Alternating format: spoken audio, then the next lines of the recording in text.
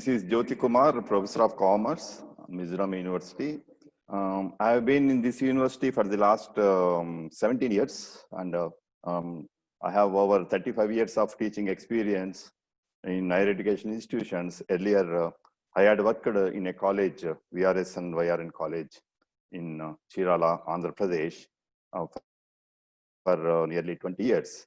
Hearty welcome to all the participants and my fellow teachers from different parts of the country, and the coordinator of this workshop is telling me that there are 200 plus participants from different parts of the country. And there are a few research scholars in the field of management who are there online. And I became a little enthusiastic and energetic also to meet the younger teachers, younger faculty members from management. Well, without taking much time, and you all know the conditions like shared screening is also there. Yeah, this one. Normal conditions like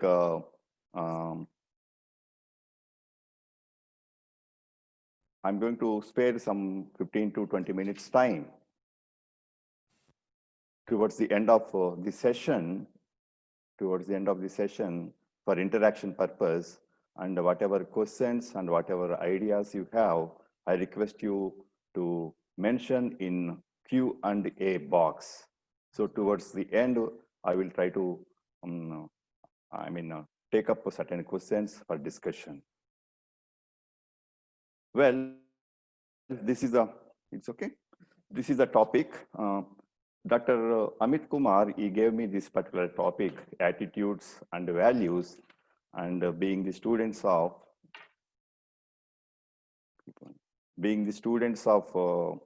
management and being the students of organizational behavior, we all know the importance of attitudes and values.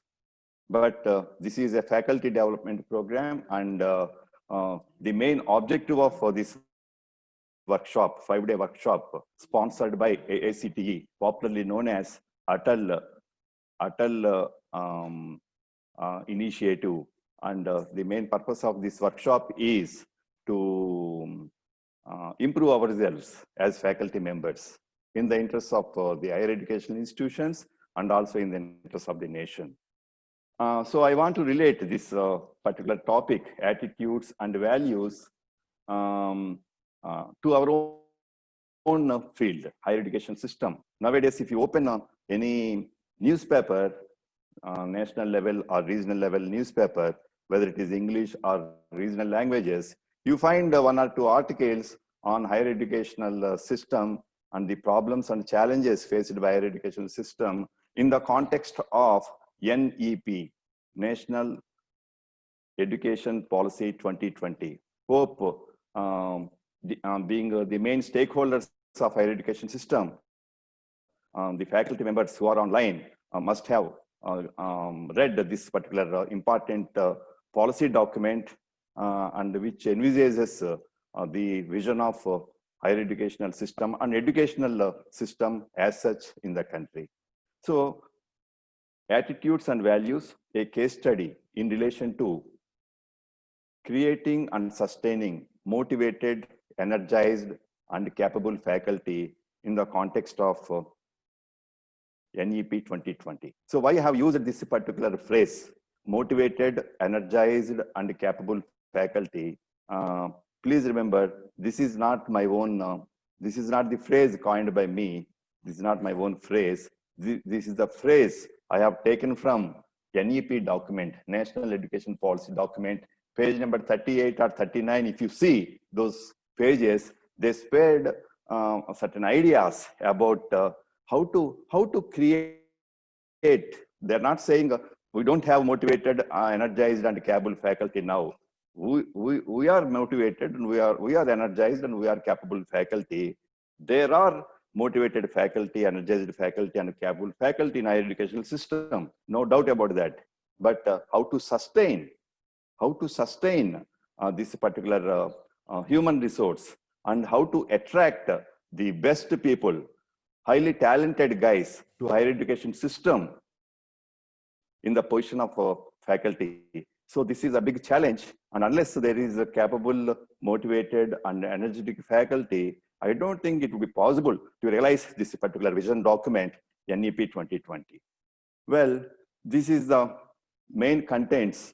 I'm going to spare some time next 1 hour or next 90 minutes on these issues, the concept of attitudes and values, and main components. There are 3 main components of attitudes: major job attitudes, then the concept of job satisfaction, how satisfied are people in their jobs.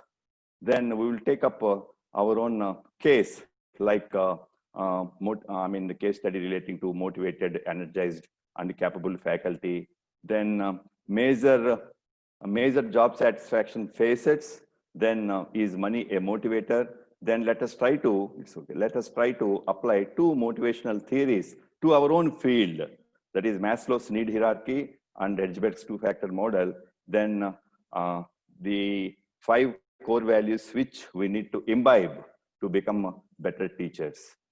Then this is a simple concept of attitudes and values. Attitudes are nothing but evaluative statements, either favorable or unfavorable, about objects, people, or events. And we all know the importance of OB. OB, organizational behavior, is nothing but study of human behavior at work.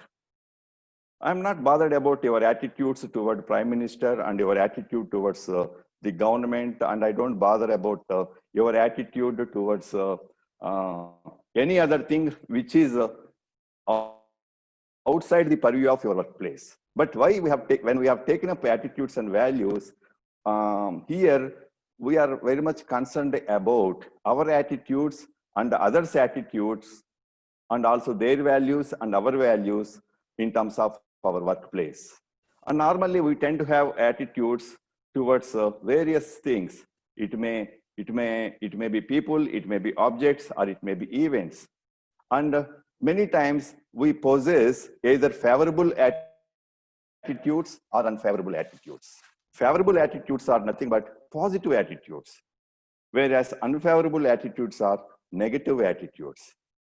Why do we have favorable attitudes or positive attitudes towards certain things, and why do we have negative attitude towards certain things? That is a different issue. I'm not going to discuss about how attitudes would be formed, formation of attitudes, that I'm not going to discuss about that. Whether we like it or not, knowingly or unknowingly, consciously or unconsciously, directly or indirectly, we form certain attitudes. So what? Yes, if we form negative attitudes for many things, if I have a negative attitude towards my workplace, as a teacher, if I dislike going to the class, and if I have some disliking in meeting my students outside the classroom, and if students have some sort of disliking in attending certain classes, not all classes, and if you have some disliking towards your senior colleague or towards your principal, then is it not going to impact the productivity, the efficiency and effectiveness of a team in your department, and your own effectiveness as a teacher and others' effectiveness? Is it not going to be impacted? That is why we have taken up this particular topic, attitudes and values, because as students, as researchers of organizational behavior, our concern is how to make a positive impact on our workplace where we are working. See, OB doesn't discuss about profits. It doesn't discuss about the costs, profits, such things. And as students of OB, we are very much concerned about in improving people's skills. OB is all about how to improve our skills and others' skills in the workplace, so that we would perform better.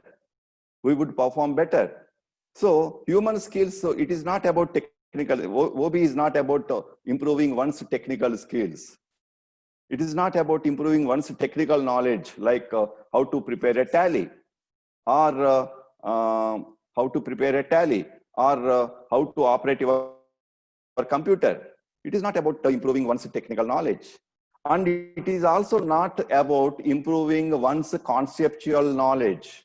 And the leaders of the organization, especially top leadership of the organization, they are expected to be very strong in terms of their conceptual skills. Conceptual skills means ability to diagnose the complex situation, business environment, ability to foresee the future problems. This is a kind of a skill the top leaders are expected to have. The people who are running the government departments, the people who are running the universities and higher education systems, the people who are running the companies, they are expected to have very strong strength in terms of their conceptual skills. That is what all about leadership skill. And technical skill, we all know, whatever may be the level of the employee, whatever may be the level is operating, the employees are expected to possess certain technical skills. The educational qualification possessed by me, the educational qualification possessed by you, and they would speak of the technical expertise we have in a particular field. Yes, we employ hands. We employ hands, and hands is all about technical skills, right? Then OB is not about improving one's technical skills, and it is also not about improving one's conceptual skills. It is all about improving one's human skills. We are the human beings, and we are in the workplace, and we are surrounded by humans. And we all know the importance nowadays, the organizations, the kind of organizations we have, and they are known for workforce diversity. That means some 50 years back, Peter Drucker, the father of management, he had spoken about knowledge worker, emergence of knowledge worker. Knowledge worker, that concept was propagated by Peter F. Drucker, father of modern management, in his writings, some 50 years back, 50 to 60 years back. Then at that time, people really wondered, who is this knowledge worker? What is this, what he will do? Then he said, yes, future belongs to the knowledge worker. Nowadays, we all know the importance of knowledge industries, knowledge businesses, right? In 18th century, in 19th century, what happened? Just people who possessed a lot of land, they used to be wealthy people. Later on, people used to possess big companies like automobile industries. They used to be rich people in the world. Then people used to own petroleum refineries. They were considered as the richest people on the earth. But now, who are the richest people on the earth? It is not the people who owned petrol bunks. It is not the people who owned automobile companies. It is not the people who owned a lot of land. It is really the people who have stakes in information processing industries, knowledge industries, whether it is Microsoft, whether it is Flipkart, whether it is Google.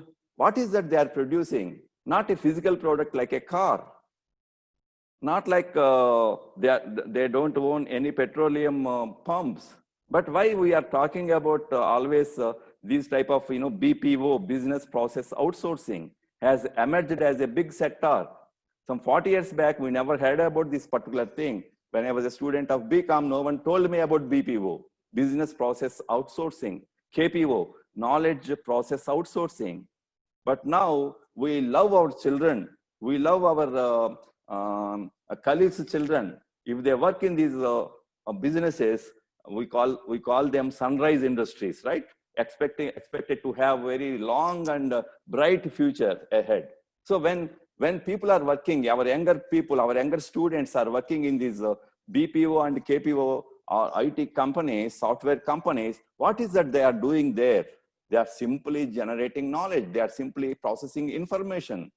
Their input is information. Their output is information, and their processing, what the processing they are doing is with information.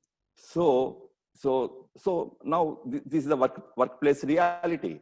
This is the workplace reality. And our students are expected to work with different people with different backgrounds. And we don't expect any group of people working in a company with homogeneous background, right? And we all know India is known for that. And we have companies like Microsoft, we have companies like,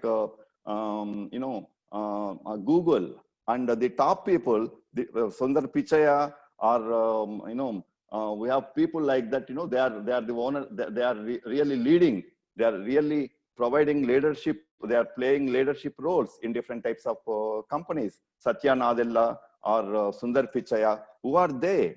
A few decades back, maybe 3-4 decades back, they were students sitting in our classrooms in India, in small towns, studying BTech. Then they had ambition to go to America. Then we all know what happened afterwards. So we all know the importance of attitudes and values. And unless we possess a positive attitude towards work, towards co-workers, towards our job, then it would be difficult for us as a teacher, as a worker, as an employee, as an officer. It would be difficult for me to contribute for the betterment of the organization. So that is why importance of attitudes and values. Then what about this concept values? Values are basic convictions that a specific mode of conduct or end state of existence is personally or socially desirable. Values are basic convictions that a specific mode of conduct or end state of existence is personally or socially desirable. Means what? And there are basically two types of values. Every person tends to have two types of values. And in OB, we describe those two types of values as values of terminal values. I mean, terminal values and instrumental values, two types. Terminal values are nothing but your ultimate objective, your ultimate aspiration in life, end objectives of your life. What means you want to achieve your ultimate goals. Terminal values, everyone wants to be happy. Is it your ultimate ambition in your life? Fine. We're all having that goal. Assume that we're all having that goal. Fine. Then instrumental values means in order to achieve happiness and what type of means you want to adopt. That is about instrumental values. Jyoti Kumar may think by doing good research or by publishing some good papers in very good journals in management, then it would be possible to achieve happiness. That means he wants to achieve happiness through publication, through achieving some excellence in his field as a professor. That is instrumental value of one professor called Jyoti Kumar say. And there is another guy, and he also wants to be very happy in life. There is no change in terms of terminal value, but he believes because values are basic convictions. His conviction is, it is not possible to be happy unless there is a lot of money. So other guy, what he will do is, he believes that if there is a lot of money, if he earns a lot of money, then it is possible to buy so many things, and those things would give him a lot of happiness. There is nothing wrong in that thinking. I'm not criticizing him. There is nothing wrong in that. So whatever things he do, whatever activities he would be involved, and they are aimed at earning a lot of money. And again, if that guy is capable of earning a lot of money through ethical and legal means, there is no problem. But there might be some other people who would think means is not important, achieving ends is important. So ends justify means. If some people believe that ends justify means, achieving ends is important, and whatever may be the means, even if it is a questionable means, there is no problem, then such type of people, we should believe that they are compromising with ethics. And we all know there are people in business, there are people in industries And some people always make news for wrong reasons. I don't want to name those industrialists. I don't want to name those business people, but they are always in news for wrong reasons. They are wealthy people. They mint a lot of money, but still there are so many question marks how they are making money. Questionable business tactics they employ. So that is the importance of terminal values and instrumental values. There is no problem in having any type of goal. I want to be happy. I want to be an achiever. I want to be at peace. Right? Like that person may be having any type of terminal goal. There is no problem. But the problem is what kind of instrumental values you have, you want to adopt to achieve those terminal goals. That makes the person different, that makes the organization different. Well, this is simple concept. Then, there are three main components of attitudes. And these three components are cognitive, affective, behavioral. These are three components of attitudes. Cognitive means evaluation. We evaluate, we examine, we evaluate. And we use our buddhi to make an assessment whether it is good or bad. That is evaluation. Affective means feeling, bit emotional. And our emotions, we have emotions, we have feelings, right? And through our emotions, through our feelings, it is possible to express my attitude towards something. And again, here, emotions and feelings, they may be positive, they may be negative. How would you know that I have a positive attitude towards something? Through my feelings, through my emotions. And these feelings and emotions, they are always reflected in a person's behavior, that is the action. Somehow I don't like to go to a class in the fifth period because somehow I dislike fifth periods because I believe that students don't pay any attention to the class in fifth period. That means I developed some negative attitudes toward a particular class, that is fifth period class. Then how would you know that I have a negative attitude towards that particular class? Because through my feelings, through my actions. You can understand my feelings through my actions. I try to avoid. Even if I go to the class, I don't involve in teaching much. Or I just teach for 20, 30 minutes. Then I ask students, that's all, like that. So attitudes, they have three components called cognitive, affective, and behavior. So these are the examples. Cognitive component, it means the opinion or belief segment of an attitude. So, for example, my principal gave a promotion to my colleague who deserved it less than me. The principal is unfair. So I'm entitled to have opinion on everything under the sun, right? We are human beings and we tend to have so many. Nowadays, we all know we are using social media, using or abusing, I don't know. Nowadays, people are using social media to express different types of opinions on everything, on every issue, right? And sometimes people say this is not social media, this is a social nuisance. And now there is some enactment is also there. Sometimes police take severe action against some of the posts put forth by some people. But anyway, so just read this sentence, very interesting sentence. My principal gave a promotion to my colleague who deserved it less than me. The principal is unfair. So I'm forming an opinion about the principal. Why? Because my colleague got a promotion. Of course, I also got promotion. I'm happy about that. I have no problem. I have no complaint because I got the promotion. But what is the problem? What is my problem? My problem is my colleague also got the promotion. Then why should, what is the problem? Why should he, why he should not get promotion? Because I feel he's less deserving, but still he got promotion. It is because of principle. That is why principle is unfair. Okay, then what I will do?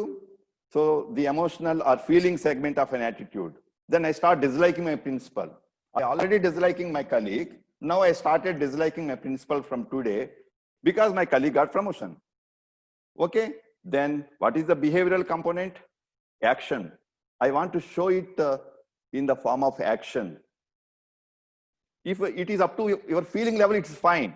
Okay, if you have some feeling, some negative feeling, if I have some negative feeling, I don't want to criticize others. If I want to take my own example, right? If I have some disliking about something which happened or which is happening in my workplace, right? Then what will happen is that disliking, that negative feeling would make me unhappy. So the first victim of having a negative feeling is I will be the victim of my own negative feelings. No problem for others. But what I will do from tomorrow onwards, I will show my negative feelings for others. Then I refuse to take additional work assigned by my principal. I bluntly told principal, I don't want to do this work. Within brackets, because I'm working in a government college, I don't bother about the principal because I don't lose my job. That is within brackets I'm telling. But if it is a private company,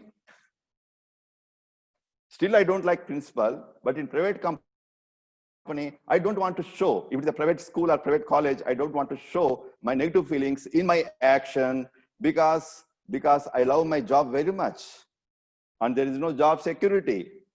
Then I don't exhibit that negative feeling in my action and I accept the work given by my principal, but still there is disliking, there is unhappiness in my mind, which is going to affect my happiness. Right?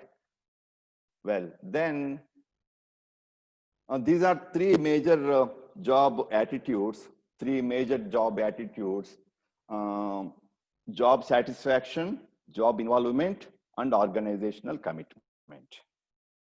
Of course, we are going to discuss at length about job satisfaction because OB is all about you and me and how we are behaving in our workplace, right? And the purpose of OB is to develop, as said earlier, to improve my own human skills. Then what are the human skills?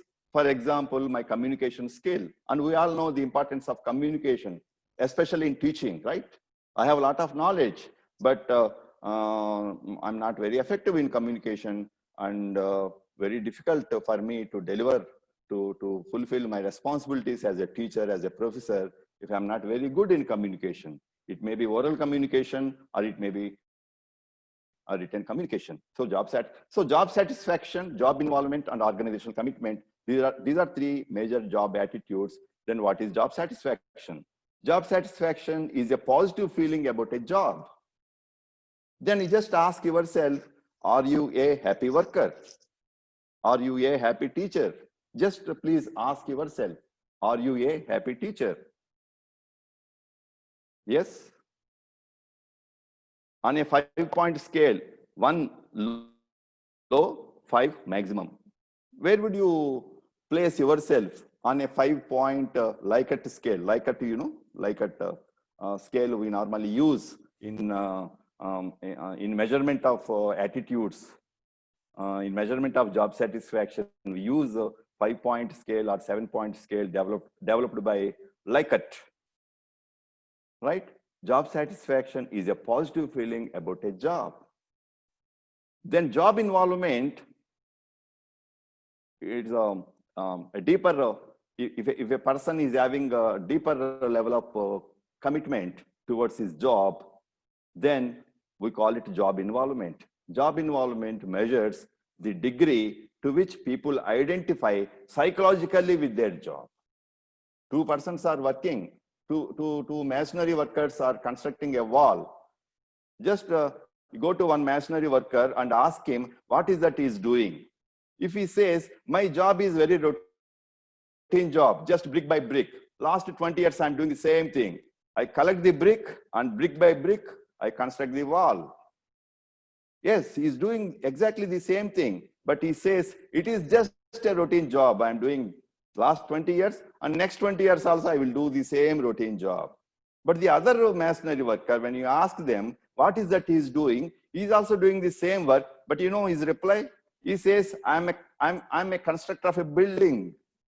I construct buildings.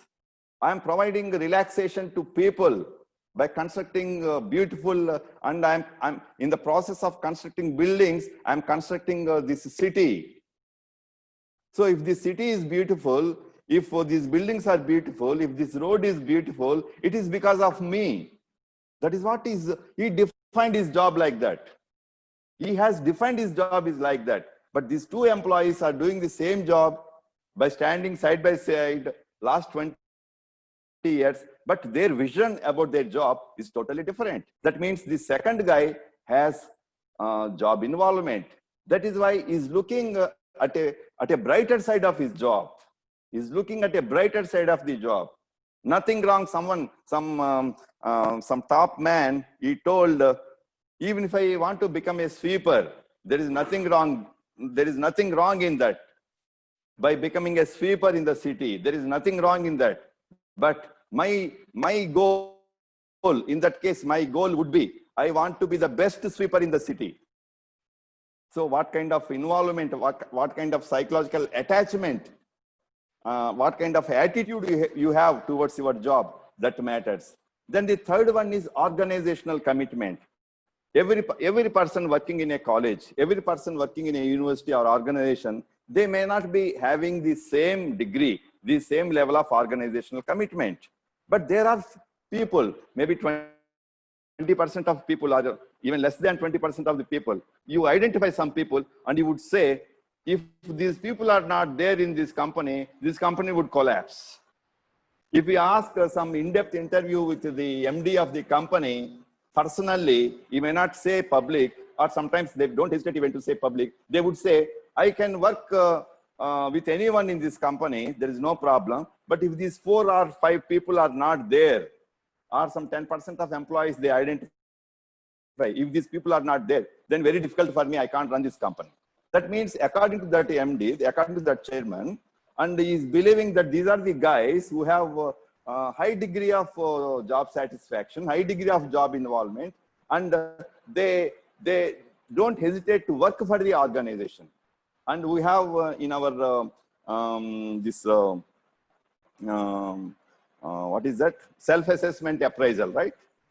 For getting promotion, we fill up self-appraisals, self-assessment appraisals. No, we fill up. Then there are certain columns to describe about organizational commitment, like are you a good corporate citizen, right? Are you a good corporate citizen? What is this corporate citizen? So we are expected to give what you have done for the college, what you have done for the, we cannot simply say, I have taken classes, I conducted examinations. That is supposed to be a fundamental job, a basic job of a teacher. Beyond that, what is that we are doing? We have to show in terms of action. So this is what we call organizational commitment, is a degree to which an employee identifies with a particular organization. Now I just asking you as a friend, a basic question, where do we stand? Where do we stand according to our own assessment? Of course, we do many things in the department. We do many things in the college, in the university, right? But if 80% of work I'm doing only teaching and examination, that's fine. My head of the department, my principal may be happy with me as a teacher. That is a different issue. But that is the only thing. There are no other things to be done. Don't you have any potential to contribute to the organizational development? Looking at the entire university or entire institution as an organization. So that speaks of your commitment towards the organization. Well, next slide. How satisfied are people in their jobs? How satisfied are people in their jobs? This question, I just want to change in a different way. Are you a satisfied teacher? Are you a satisfied teacher? So people are satisfied according to certain research studies in general, universally in general, according to certain research studies, people are generally satisfied with their jobs overall. Normally they have job satisfaction. Normally they are satisfied with the work, with their supervisors and with their co-workers. There is no problem. In general, people are satisfied with their jobs overall, with the work, with their supervisors and co-workers. This is according to, this is a research finding based on certain research studies done in the field of OB. That's fine. But on the flip side, people are less satisfied with their pay and promotion opportunities. Is it true? Is it true in our case? Is it true in my case? You ask a businessman who is making a lot of money that you must be earning a lot of money, then you would not accept it. Even though he's earning a lot of money, you would not accept that fact, saying, it is okay, somehow I'm pulling. It's okay, somehow I'm running my business. It's okay, somehow I can't do any other thing, that is why I'm in the business. But he will not express his happiness that he is making a lot of money. Then if someone asks me, now we are a professor and professor's life is wonderful, then I would say, everyone is becoming a professor nowadays. My students are also became professors nowadays. What is there? But if I will become vice chancellor, then it would be good. For whom? To the university or to myself? So always there is discontentment. Always there is less satisfaction about the pay and about the promotion opportunities. And my OB teacher, when I studied OB long back, my OB teacher used to give an example that your job satisfaction doesn't depend on what pay you are getting. It depends on what pay your colleague is getting. So this is a comparative world, and this is a comparison, competitive world, and we always try to compare with others. So that comparison may be a source of higher satisfaction, or it may be a source of low satisfaction. Well, then case study, motivated, energized, and capable faculty. So I request the faculty members on the line, please, there might be many faculty members might have gone through this National Education Policy 2020. It is available in the Google. It is just a 66 pages document, and it is about all types of education, school education, higher education, and teacher education. It is about all. But please remember, after 34 years, and we have this document in the name of National Education Policy, and being the main stakeholders of higher education system, it is our responsibility to go through. And there is some pages after 30, maybe 37 or 38 or 39 pages, 39 number pages, 2-3 pages, they spared on how to create motivated, how to sustain motivated, energized, and capable faculty. Then you just ask yourself, I want to ask myself, am I a motivated teacher? Am I energetic? Am I a capable teacher? What is my opinion about myself? That is one thing. Then, do you think that your colleagues are also thinking that you are a motivated teacher? Do you think your colleagues have the same good opinion about you? That is second issue. And third issue is, do you think your principal is having same opinion about you? What opinion, what attitude he has about you? Because we know the importance of perception, the concept of perception in the field of OB. What kind of perceptions they have about you? And most importantly, what kind of perceptions students have about you as a teacher, about you as a researcher, about you as a research guide, about you as a corporate citizen, responsible corporate citizen. If there is no variation between your good opinion and others' opinion about you, then there is no problem. But if I have a lot of good opinion about myself, But if my colleagues and my students have just opposite opinion about me, then there is a problem. Got the idea? I am free to form opinion about myself. Yes, I give 100 out of 100. But is it not difficult for me? Is it difficult for me to understand how students are feeling about me? How colleagues are really feeling about me? It is not that difficult. I need not conduct any survey.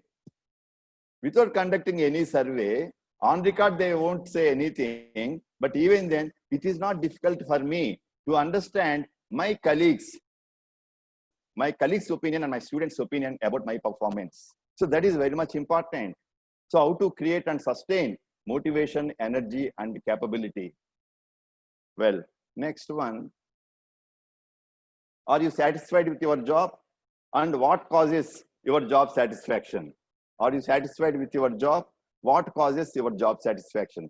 There is one book in organizational behavior authored by Robbins, right? And in that book, in every chapter, they use a certain as a box item. As a box item, they mention some statement and they ask one question: is it a myth or science? Is it a myth? M-Y-T-H, myth or science? For example, there is one box item: happy workers are productive workers, within quotes. Happy workers are productive workers, within quotes. Is it true or is it a myth? Because I'm very happy with my job, it doesn't mean my performance is also high on my job. Not necessarily. But many research studies, they proved that if my performance is high in my job, if my performance is high on my job, then I tend to be more happy about my job. So according to those studies, higher productivity level, higher performance would lead to better job satisfaction. But at the same time, there are a few studies which would indicate initially, if I don't have any job, then when I join a company, then that job would make me feel very happy. And that happiness, that job satisfaction may be a source of better performance also. Right? So OB is all about human behavior at work. How you and I behave with others, with ourselves in workplace. OB is all about that. But please remember, whatever statements and whatever conclusions we are trying to draw in OB, it should be based on certain research evidences. Certain research evidences. It should not be based on vague opinions, vague personal or individual opinions. It should be based on certain studies. Then what causes your job satisfaction? And according to many studies, these are the main job satisfaction factors. Work itself. I love my work, just like the masonry worker who constructing a building, who felt that is constructing a city, not just a wall. That work itself, a source of satisfaction. Teaching itself may be a source of satisfaction for some people. Writing itself is a source of satisfaction for some people. And our students, they would really understand our attitudes through our actions. Please remember, sometimes we think that we are the teachers at higher level and they are the students at lower level. And always we have upper hand because we are more knowledgeable. And every year we become a little aged, but our students are of the same age group. Am I right? That is one beauty about our job. Our students remain of the same age. That is why we always feel very young and energetic. Because we don't see old people. We see only one old face in the class, that is myself. And this old face will become older and older year by year. But that is why, psychologically, I feel I'm energetic because, so work itself, right? So our students, through our actions, they have capacity to understand our attitudes and our value system. So how we are entering into the classroom, because this is faculty development program, I can't avoid using these OB concepts in our own field, because this is FDP, Faculty Development Program. So how I am entering into the class, with a smiling face or with a very serious face, while teaching, whether I am deriving satisfaction or not, whether I am enjoying interacting with the students, whether I am encouraging students to ask the questions, and whether I am ready to be helpful to the students outside the class, and how many names I am remembering, whether I am remembering the student's name. If there are 60 students, it may not be possible to remember all 60 students. But I know some teachers who remember all 30 students' names in 3 days. I know certainly they are better teachers than me. And when you call a person with a name, certainly that person would start loving you. Very simple. Whatever may be your level of teaching, if you remember, if students know that you are calling them by name, you are remembering them by name, then they start loving you. Very simple. I'm not saying you have to practice it as a technique, but not as a technique. I'm asking you not to practice. But the students who have love for the teachers who have love for their students, they automatically remember certain names.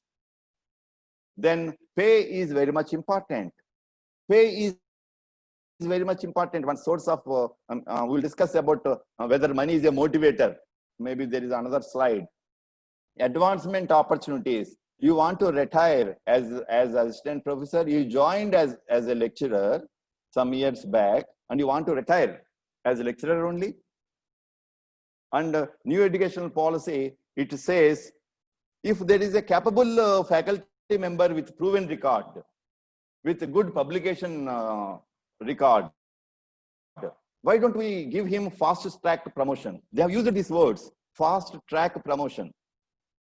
Fast track, see, in corporate sector, when there are many successful companies run by 35-year-old or 42-year-old CEOs, why not an education institution?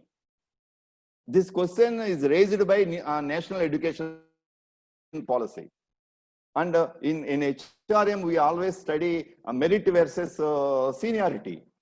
It doesn't mean seniors are not meritorious, right? Being a senior faculty, I don't subscribe that seniors are less meritorious and younger people are more. I don't subscribe to that policy.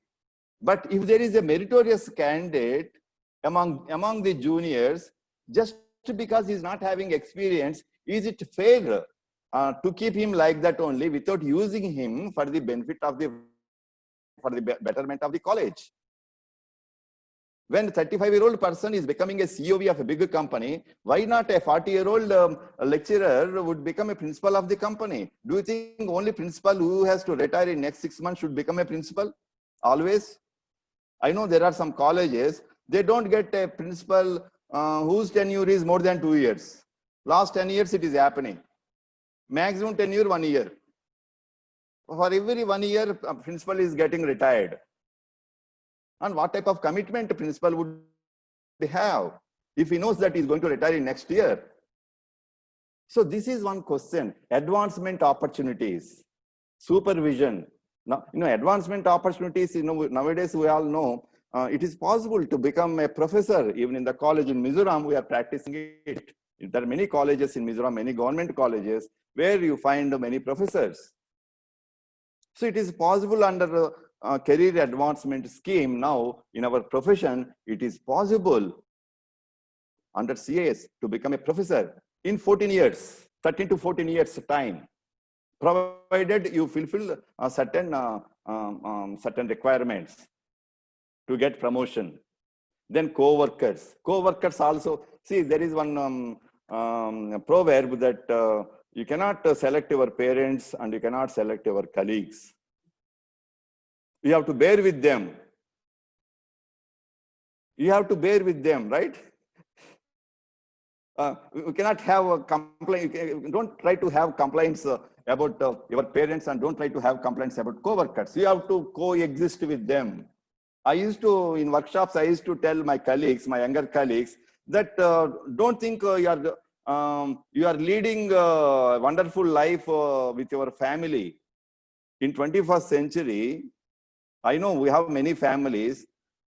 Forever, husband has decided to work in a place where there is no wife.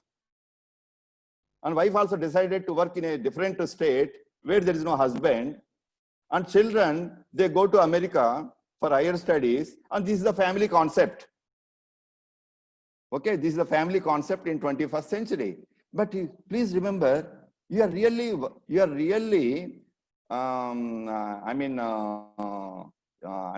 giving more time to your co-workers. We go home just to take dinner and to sleep. Of course, now COVID time, COVID is very tragedy, very, once in a century type of calamity. COVID is once in a century type of calamity. We should be very careful our health. We should be very careful about our students' health. But COVID also made us to learn certain lessons, certain management lessons.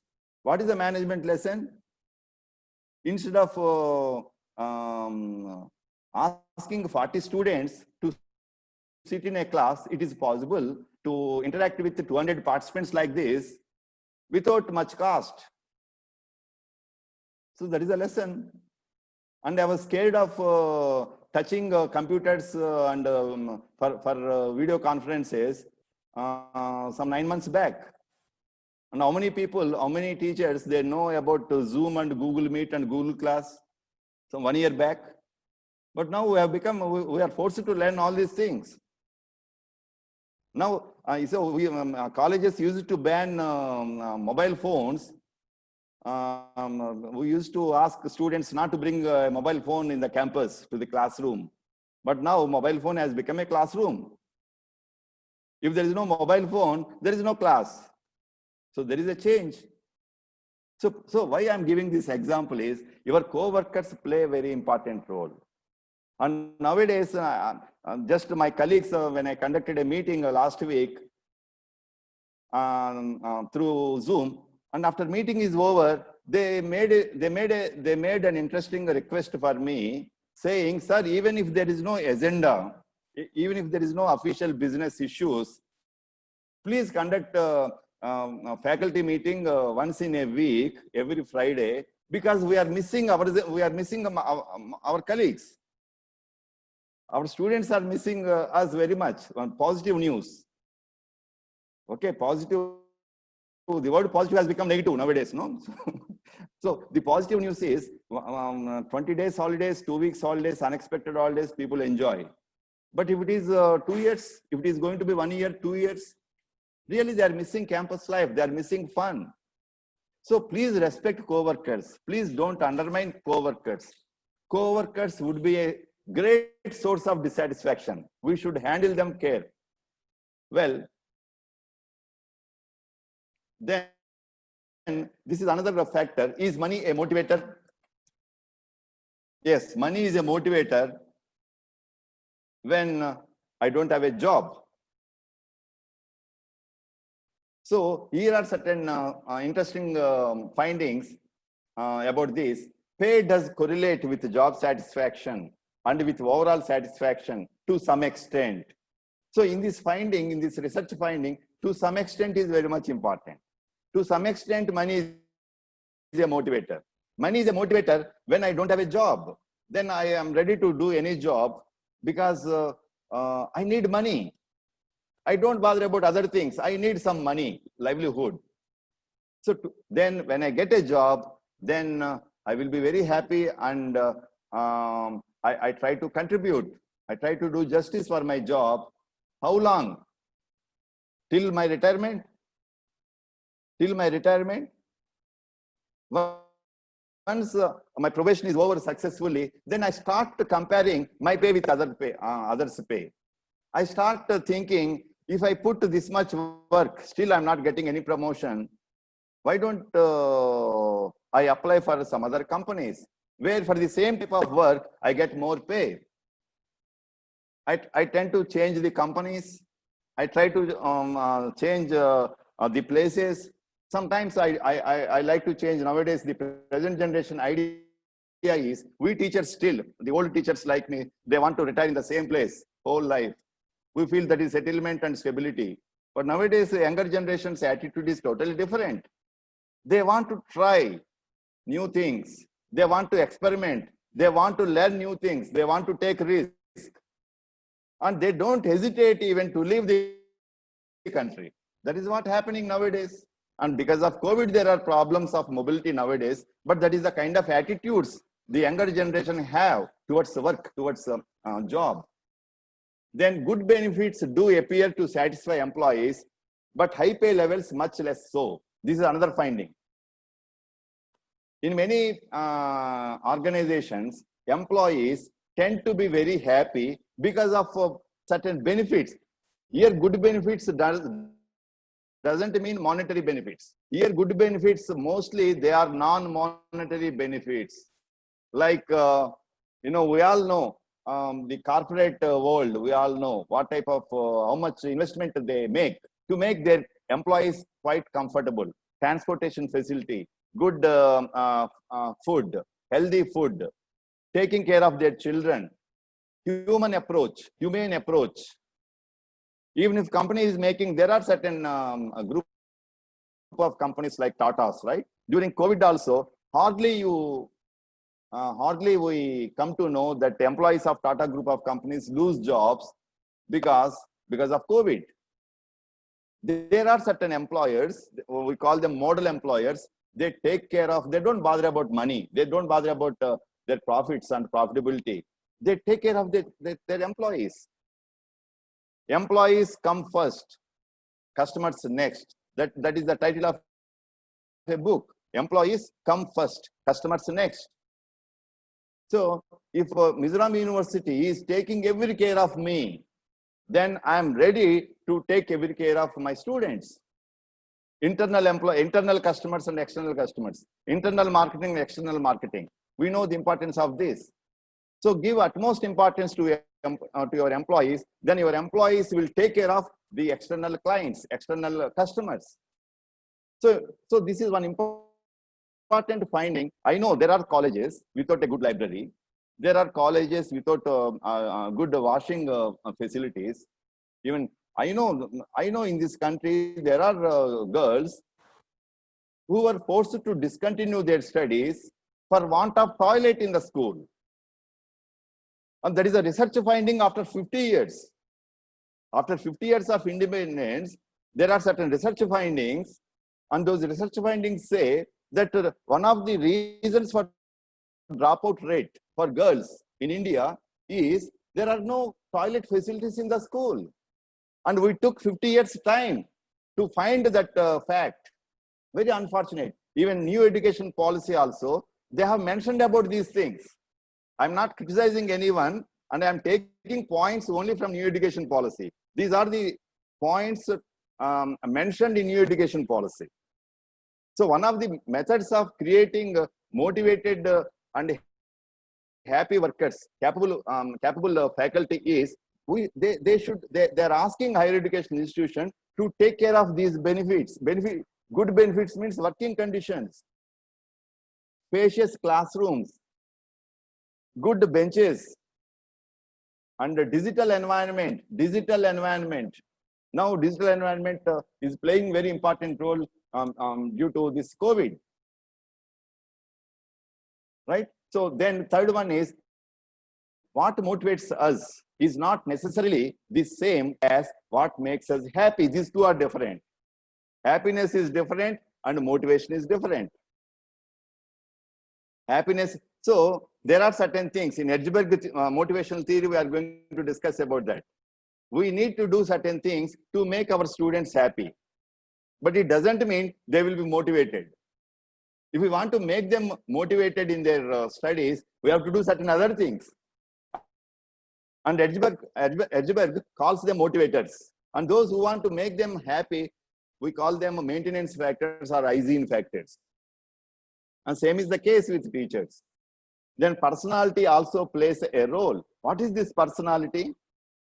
And in OB, sometime back, some people, they conducted one survey they designed one questionnaire. They designed one questionnaire.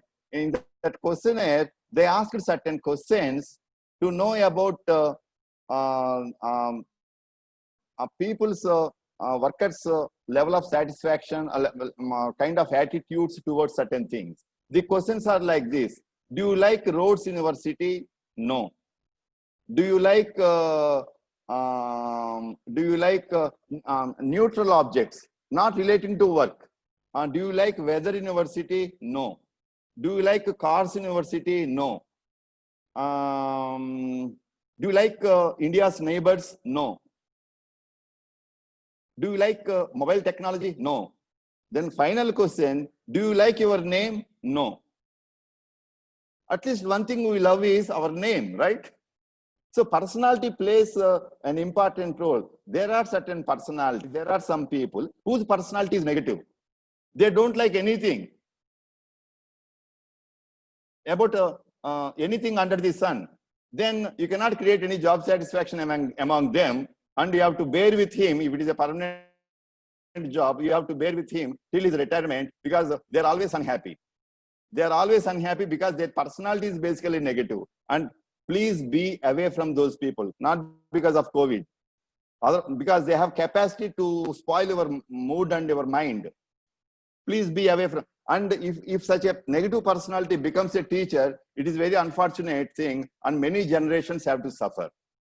And my teacher, when I got this job some 36 years back, my professor, he gave me one suggestion. When you are not in proper mood, you have not prepared well for the class, apply for CL. Damage will be less. Don't go to the class and don't spoil 50 people's mind. You are not appointed to do that. So personality plays an important role. And please remember, your personality and my personality, your personality is in your hands and my personality is in my hands. Make it positive and vibrant. Then a satisfied need is no longer a motivator. Very important thing, very important message lies with this fact. Sometimes our people, our top people and authorities in higher educational system, they wonder, we are giving a lot of salary.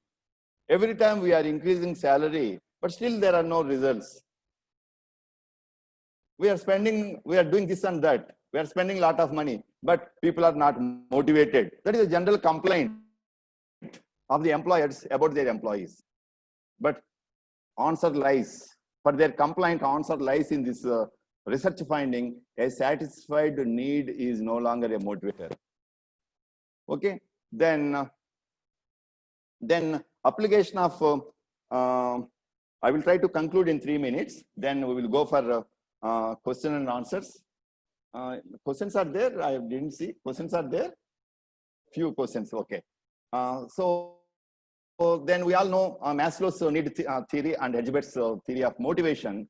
And these are the 5 needs, human needs, identified by Abraham Maslow. So what is your dominant need? Please ask yourself. Is it physiological need, or safety need, or social need, or esteem need, or self-actualization? And being the students of OB, I need not explain about these things. Physiological and safety needs are lower order needs, whereas social esteem and self-actualization, they are higher order needs. In other words, social esteem and self-actualization, they are psychogenic, psychological needs, whereas physiological and safety needs are lower order needs. Try to apply these needs to your own situation. Everyone gets a salary. That is not so great about that. Everyone is getting it. Not so great about that. And we have reasonable, especially in government, we have more than required level of job security, already satisfied. Because they are already satisfied, they are no longer motivators. Please remember. That is the funny thing. Because they are already satisfied, they won't motivate you further. Then what you have to do? Social. Yes, money, whatever money we are earning, it is for it is for the family. It is for the family. Your family is happy, okay. Then any society interest is involved. Are you doing anything for the betterment of society through your job? If you are doing something for the betterment of the society through your job, then it is a source of motivation. Please remember. Esteem. Esteem means recognition. And only if you are getting, only if you are in the list of getting a best teacher award from the government point of view, from your government point of view, at least your name is being considered by the government. Nomination stage at least. Finally, you may get it or may not get. If not this year, next year you may get it. Because nomination stage you crossed. Recognition is there. You are able to publish some good research papers. And very seniors in our field, senior faculty members, they are appreciating you. How much money you get for publishing a research paper? Money is not a motivator there. Money is already there. Why to do research? Sometimes in some workshops, some scholars and some young faculty members, they ask one innocent question like, sir, is it necessary to do research? Is it necessary to do research? Please remember, from 2021, PhD degree is mandatory to become assistant professor. From 2021. It is essential qualification. And if not we, who has to do PhD? So research and teaching, and in other words, teaching and research, these two are important functions of a teacher in higher education institutions. And through pursuing research, we are trying to prove to think better. And we are trying to read better literature than other colleagues. We are trying to be up to date about the knowledge. And while trying to publish some papers, we are trying to get recognition not only for you, even for your college. And we all know criterion that, category 3 in self-assessment appraisal, category 3, sometimes we find it very difficult, scary to fill up the columns because it is all about research work. And when NAC peer team visits our campus, they look at these things, right? So esteem and self-actualization, what is that you want to do to achieve something as a teacher, as a researcher, as a senior teacher, as head of the department, as the principal of the college? What is that you are going to do? And what is that you are going to attain? What is that your institution is going to attain through esteem and self-actualization needs? And they become sources of motivation, not only for you and for others also. A motivated faculty member has capacity to motivate not only his students, he has capacity to motivate his colleagues also. And when you start publishing in reputed journals, when you start presenting your seminar papers in conferences, then you start getting recognition. That is a source of motivation. And that reflects you are an energetic teacher. How would I know that you are an energetic teacher? Everyone is going to the class, and everyone is teaching, and everyone is completing the syllabus, and students are getting 80 to 90% results. That is happening everywhere. What is your product differentiation? In what way you are different from others? Teaching, you are supposed to teach what is there in that. But what about research? Research involves higher challenge, higher critical reading, critical writing skills, creativity, ability to provide some suggestions to the government. Then, this is about Hertzberg's two-factor model. And he says, if you want to make your people happy, then you have to provide hygiene factors, extrinsic factors, external to the job, like pay, job security, supervision, company policies, working conditions. If these things are good, then people will be very happy. And we in government sector, we are very happy because these things are assured. Pension is there, lifelong pension is there, family pension is there, principal is very friendly, vice chancellor is very friendly, company policies are very good, I get leave, different types of leaves, working conditions are good, pay revision is always there, everything is fine. But Hertzberg says these things would make you happy. Your job satisfaction level will be high, but they would not guarantee the organization that their employees would be better performers. They would not guarantee better performance. That is the thing. Then what are the things to be provided to make people better performers? And Hedgeberg says, these are the things. These are the motivational factors. These are the intrinsic factors. And who will provide these things? Please remember, it is not principal's duty or vice chancellor's duty to provide these things. Don't throw responsibility to your higher ups. Who stopped me in doing better research? Who stopped me in giving better research guidance as a professor?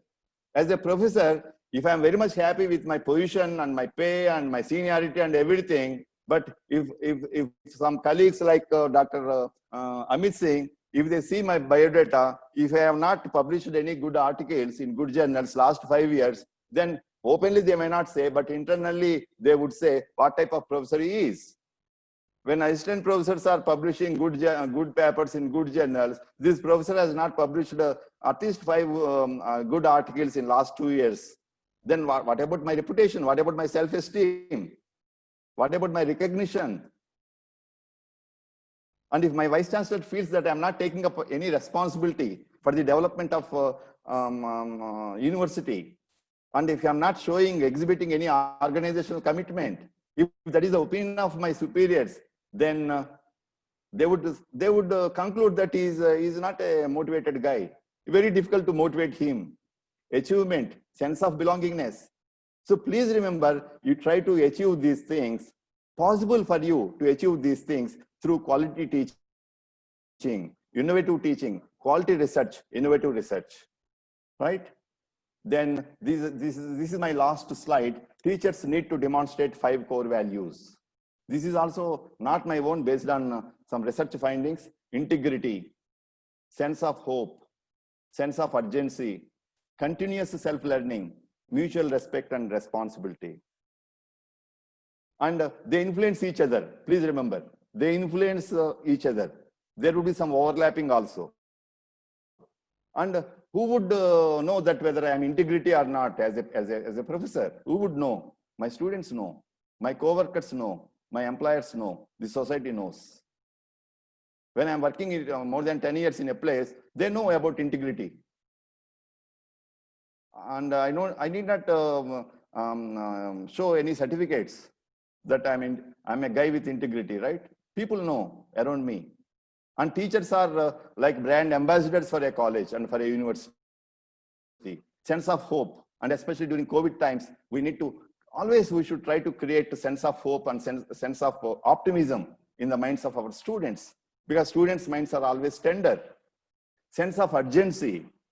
We should not be in a relaxed way. There should be targets, short-term targets, medium-term targets.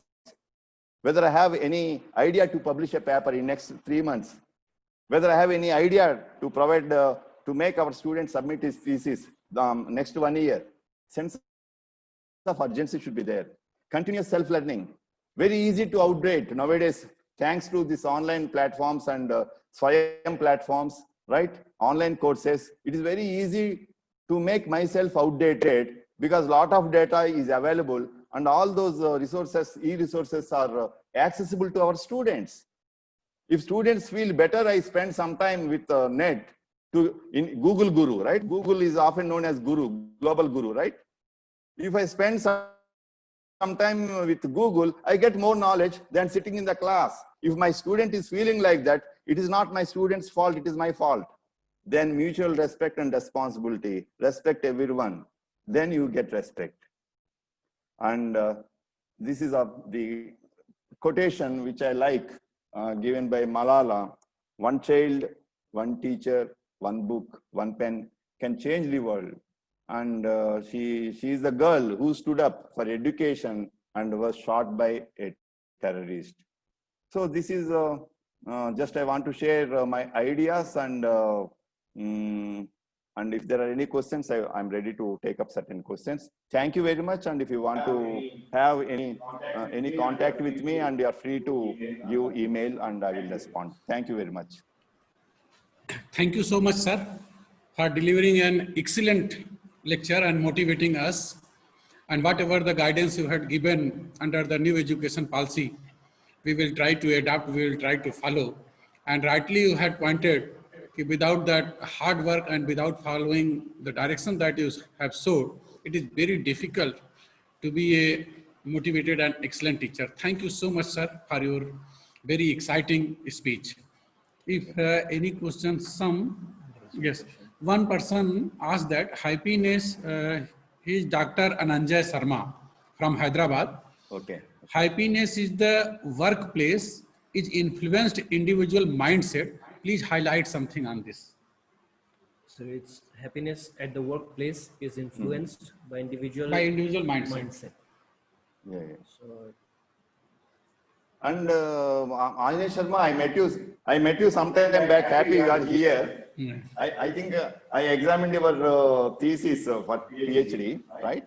And basically, if you are a happy person with positive personality, and I think you are the principal of a college, then that is a very good news for your co-workers and your colleagues, and also your students.